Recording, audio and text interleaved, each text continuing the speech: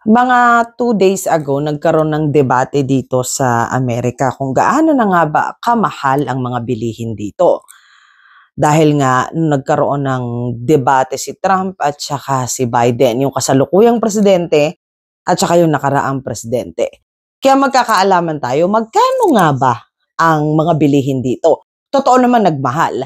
Pero ipapakita ko sa inyo kung magkano naging bilihin na ngayon dito sa Amerika kung ikukumpara sa bilihin natin sa Pilipinas. Mga Tinagalog ko, ang average o yung pangkaraniwang bayad dito sa Amerika depende sa trabaho, kung nasaan ako ngayon, at depende rin sa estado. Dito sa Ohio, ang minimum is $10 to $12. Dahil nga walang gustong magtrabaho, tinataasan nila yon ng hanggang $15 per hour. So sabihin na nating 15 pesos kada oras. Magkano naman kaya ang bilihin? Tingnan natin kung talagang masasabi natin na mas mahal pa sa Pilipinas kaysa sa Amerika. Samahan niyo ko, pubili tayo ng minok.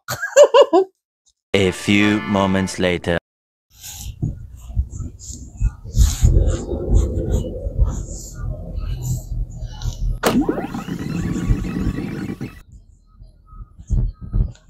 Ang gasolina ngayon ay $3.65.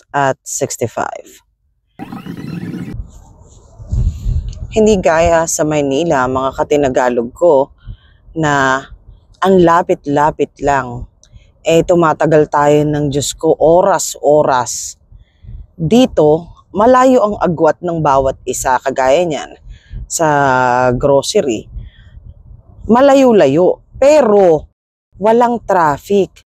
Kaya naman kung 15 to 15 to 20 minutes aabuti ng pagbabiyahe mo, iba dito.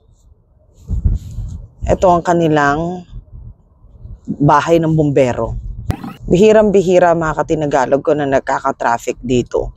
Kaya kung totoosin, yung 1 oras na biyahe papuntang, halimbawa, kasi dyan ako nakatira sa Villamor, papuntang MOA, dapat wala pang mga 10 minuto kung ganito yung traffic. So, dapat wala. Pero kung bumabiyahe ako papuntang Villamor hanggang MOA, pumapatak yan ng mga 25 to 30 minutes. Depende sa bigat ng traffic na dadaanan ko. Ngayon, kung sa Skyway ako dadaan, sigurado mga 15 to 20 minutes. Depende rin kasi, hindi naman porket Skyway, walang traffic eh. Ayan, nandito na po tayo mga Katinagalog sa fresh section ng grocery. Ayan, may ibon. Kaya samahan nyo ko, titingnan natin kung magkano nga ba talaga yung bilihin sa Myers. Come on.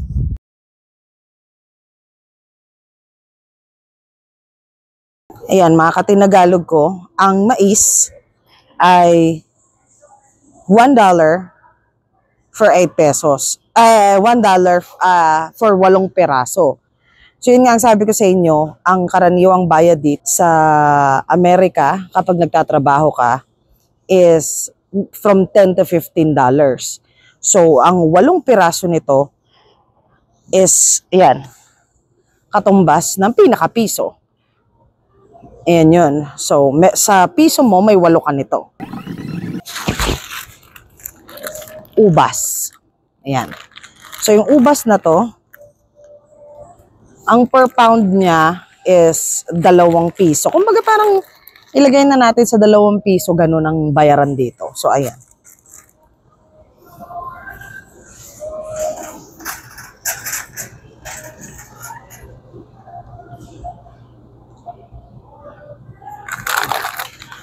Iba-iba ang orange dito, pero ito yung binibili ko kasi ito yung matamis. Kiat-kiat ang tawag sa atin ito sa Pilipinas. Depende. Iba-iba yung brand niya, iba-iba yung presyo niya. Pero kung gusto nyo, iba kasi yung orange dito. Yung orange dito, yung tipong hinihiwa eh. Pang malakasan yung orange dito. Ayan, on lalaki, di ba? Winner, winner. Ang halaga nito is $5, parang ganun. So, depende. Depende. Merong tig-8, meron tig-5. So, depende nga talaga kung anong gusto nyo. So, kabibili ko lang, hindi ako bibili. Nag-iinas lang ako.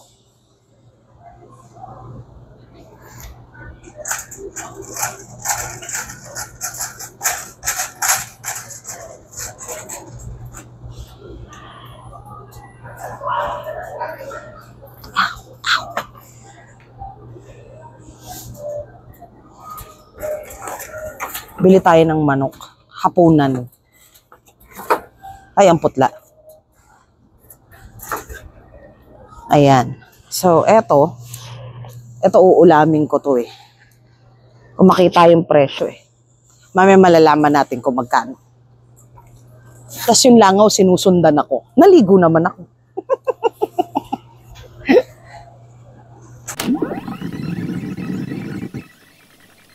Ayan, pagdating naman sa avocado, ano ba itong langaw na to? Bakit parang trip niya ako? Ayan. So, ang avocado dito, ito yung tinatawag nilang extra large. Ito yung tinatawag nilang normal na avocado. Ayan. So, yun ang kaibahan niya. Ito yung normal na avocado natin sa Pilipinas.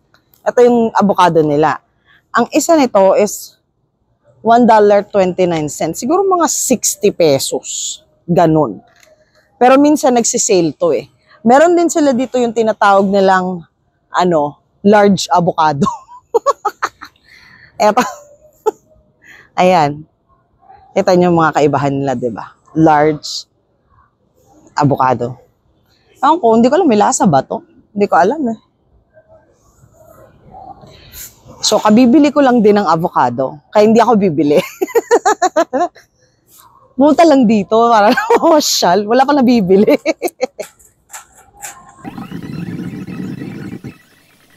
Ayan. Mga Tinagalog ko, ang sibuyas dito, Diyos ko day. Sibuyas. Tinatag nilang sweet onion. Minsan pagka hindi naman lagi kasing merong magandang sibuyas mo ha, nabalatan, oy, hindi ko kasalanan, hindi ko babayaran to. Ayan. Ganito kalaki yung onion nila dito. Ganito yung onion natin sa Pilipinas eh. Ganito. 'Di ba? Halimaw. So ayan ang mga presyo nila sa taas. Ayan. Depende, iba-iba yung mga sibuyas nila dito, hindi kagaya sa atin sa Pilipinas eh. Pero nandito tayo banda sa produce section. Yung makikita nyo rito yung mga ganyan nga, bawang. Sa Pilipinas kasi ang binibili nating bawang ganito eh. Ganito. Ganito. Pero dito kapag medyo tinatamad ka, may bibili kang ganito na. Nasa bote na. Ang isa nito is $6, mga 6, 7, ganon. Medyo mahal. Maharlika. Ayan. Siyempre, meron din ako niyan. Hindi pa ako bibili. Ayan. So, pagdating naman sa mga gulay, mga Katinagalog, hindi katulad sa atin na pupunta ka ng palengke, makakabili ka ng gulay. Dito, hindi uso yun. Dito, ang pinakapalengke nila is ganito. Ayan, mga pakwan. Hindi ko siya mabubuhat, mga Katinagalog. Ayan. Hindi ko siya mabubuhat. Mabigat. Pero nakasale siya. Kumbaga parang $3 siya. So.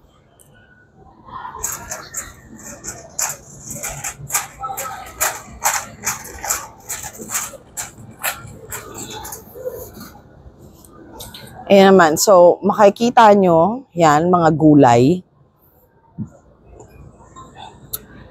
Bihira lang kasi yung mga gulay natin dito. Kailangan pupunta tayo sa Asian store. Pag may time next week, dadaling ko kayo sa Asian store. Pero ngayon, ito na yung mga gulay natin.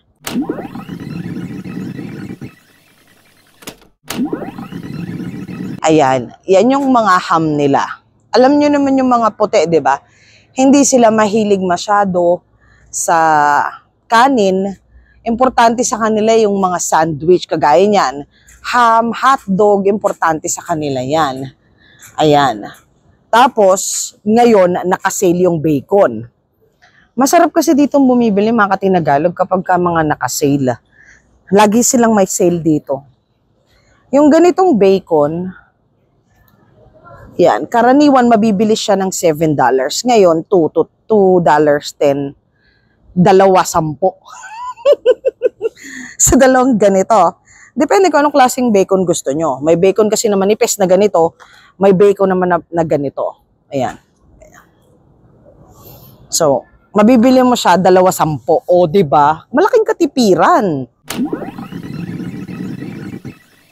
Yan, yung mga ganito, mga katinagalog, ayan, na bacon. Ayan yun. So, yung ganitong klase ng bacon, mabibili siya ng ng 10 isa. So, 10. Ngayon, mabibili mo siya ng 8 $8 na lang. Lagi kasi ako mukhang piso eh. Parang kinukumpara ko na lang siya. Ayan. So, ayan. Hindi mauubos ang inyong pagpipilian pagdating sa mga hotdog at mga kung ano-anong pagkain dito. Isang maganda rito sa Amerika kasi, walang tax kasing pagkain kung nasaan ako. Hindi ko alam sa ibang state kasi iba-iba yan eh. May mga state na may tax yung pagkain, may mga state na wala. So, dito sa Ohio, walang tax ang pagkain. Kaya kung ano yung nakikita mong presyo niya, yun din ang presyo nun.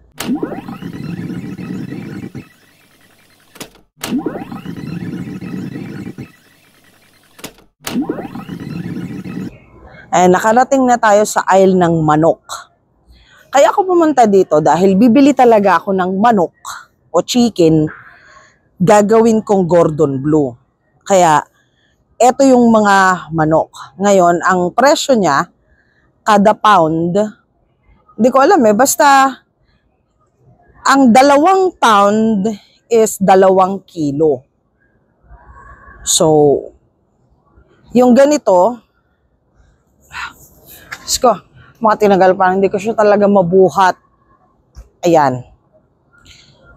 So, 5 pounds siya. Parang siguro, mamaya kakalkulahin ko na lang. Pangit akong magmat eh. So, ayan. Nakasale siya ngayon ng $2.50 per pound. Pero mga katinagalog ko, parang mga nasa parang mga nasa 5 pounds. Siguro mga mga 5 kilo. 5 kilo to. So, ang halaga niya ng 5 kilo, kulang-kulang mga nasa 600 pesos.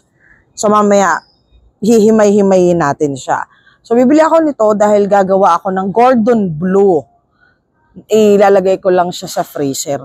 So, ito yon, pang malakasang Gordon Blue. Tingnan ko muna kung saan ako makakamura.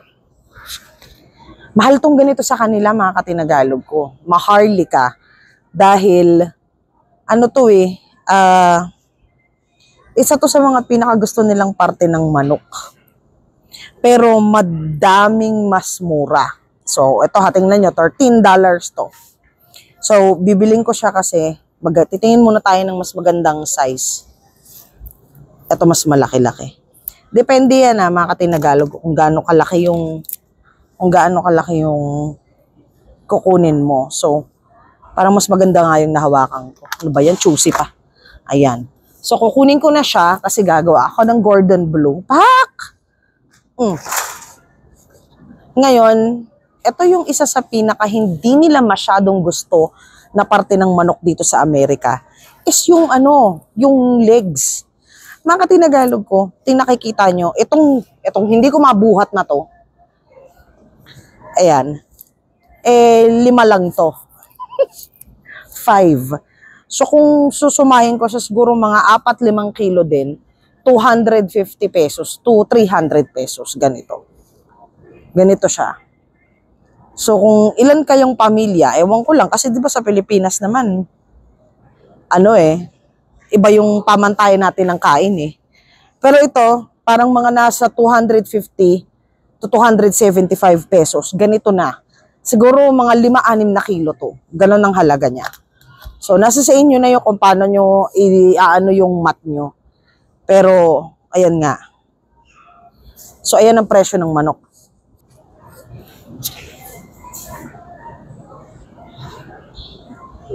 Ayan. Madami pang klase ng mga manok dito eh. Nandito lang tayo sa chicken aisle. Mahilig kasi ako sa manok kung hindi nyo na itatanong. Ayan.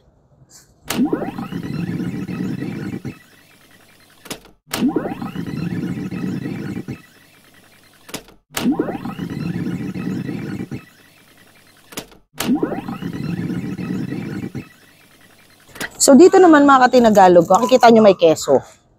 Ang keso dito 50%. So mga parang $4 siya. So mga lagpas 200. Pero dahil nga nagsisale siya, buy one get one. Parang so lumalabas, parang mga nasa 100 na lang siya. Yung ganitong klase ng keso. Iba kasing keso sa atin eh. Pero yan ang keso nila.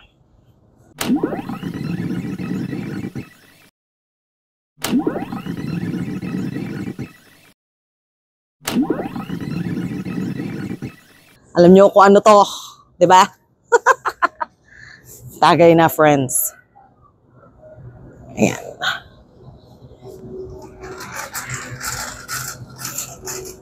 Sarap, alam mo, naaamoy ko yung manok eh.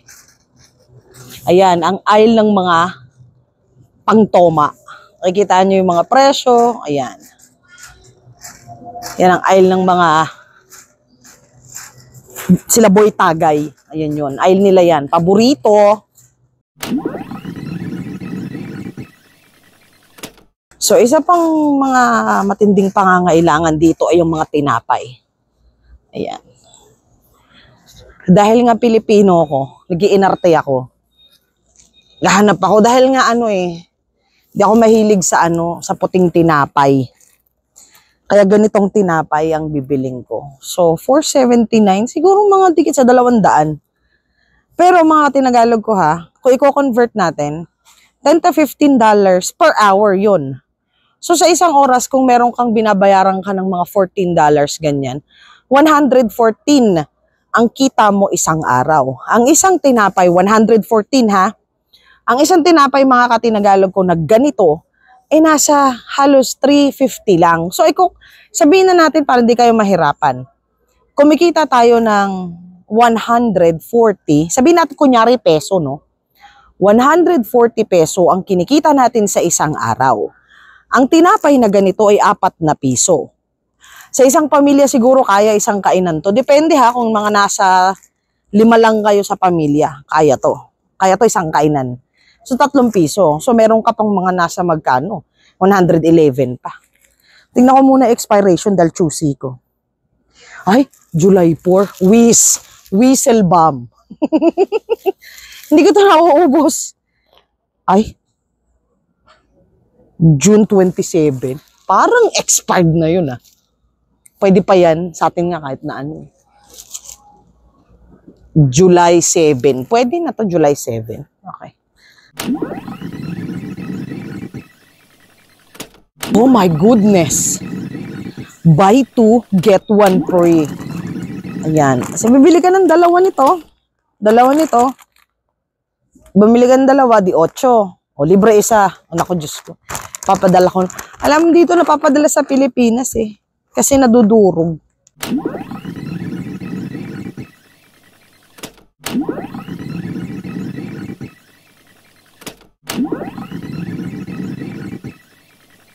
Kaya madaming dito, kagaya niyan, may mga ganito. 2, 5. Sabi ko nga kung sa pagkain at pagkain lang din ang uusapan, ang pag-uusapan, puta na utal na. Kung pagkain at pagkain lang din mga katinagalog kung pag-uusapan, masasabi ko na talagang mura dito sa Amerika. Mabubuhay ang pamilya mo dito. Ang problema dito kasi, kung pagkain lang ang pinag-uusapan. Kung pagkain lang ang pinag-uusapan, mabubuhay dito ang pamilya mo. Ang problemang malaki dito ngayon kasi is yung gaano kamahal ang upa. Mga tinagalog ko, ang spam dito, sabi ko nga sa inyo, sa isang araw, kikita ka ng 114. Sabihin na natin gano'n. Sabihin mo ng 100. Ang isang spam is 4 lang. Minus 4. May 94 ka pa. Mayroon talagang Ayan, ito sa paborito ko nung kabataan ko, Chips Ahoy. Pag bumili ka ng ganito, iba na nga yung balot ngayon Iba dati. Ayan. Dami niyan dito. Kaya, pag hindi ka nag-ingat dito, Diyos ko, majubis. Sa susunod mga katinagalog ko, dadaling ko kayo sa Asian store naman. Doon ako nabili ng kanin. Alam niyo naman pag Pilipino, di ba? More on kanin talaga. Dito kasi kagaya, spaghetti. Ang ginagawa ng mga puti at saka mga, baka sabi mo ng Amerikano, ang ginagawa nila yung ganito. Ano na to eh? Timplado na para sa kanila ha. Hindi kagaya sa atin sa Pilipinas, di ba ginigisa-gisa pa natin. Dito hindi, templado na to. Ilalagay nila to, iinitin, lalagyan ng pasta, spaghetti na yon. Ganon. Kasi nga, hindi sila maano sa panahon eh. Ayaw nilang nasasayangan sa panahon. Kaya, sa atin, nakakabili tayo sa palengke ng tigmamimiso. Sa kanila, walang ganon. Ayan, ito yung aisle kung saan yung mga spices. Ayan. Ayan. Isang buong aisle ng spices yan, mga katinagalog. Pangmalakasan, Himalayan salt. Ayan, 4 na piso yung mga, ganito nila medyo mahal eh. Kasi mga katinagalog ko, bihirang-bihira naman sila nagluluto dito. Yung mga katulad ko lang talagang matyaga sa ganun.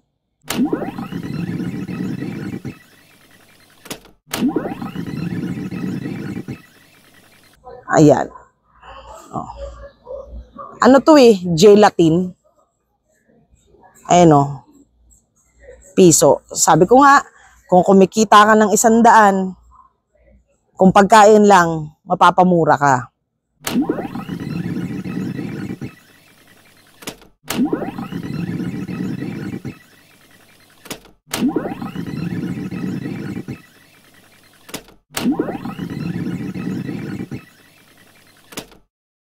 So, depende kung anong tissue bet.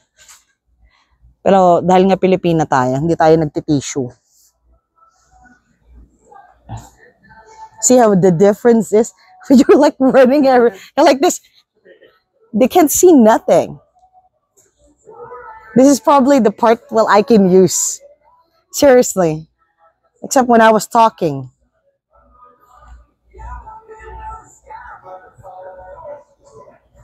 Ayan, dahil nga sabi ko sa inyo, hindi sila masyadong maano sa pagkain na katulad nung sa atin, di ba umagahan sa atin, sinangag, eklog, hotdog, kaya champurado, lugaw. Sa kanila, ang bumubuhay talaga ganito, cereal.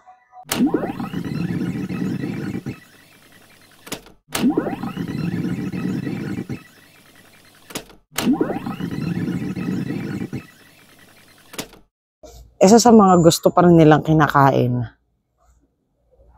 Ayan, oatmeal.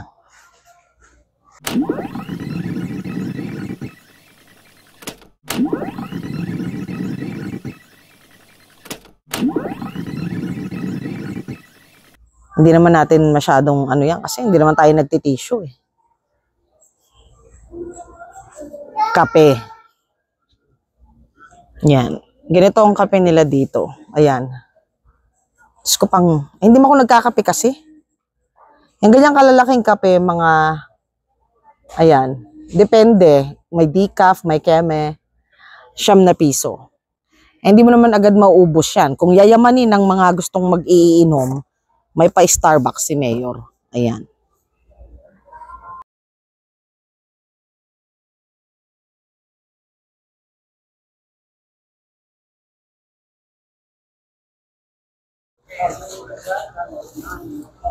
Ayan, so mag-check out na ako. Titingnan natin kung magkano.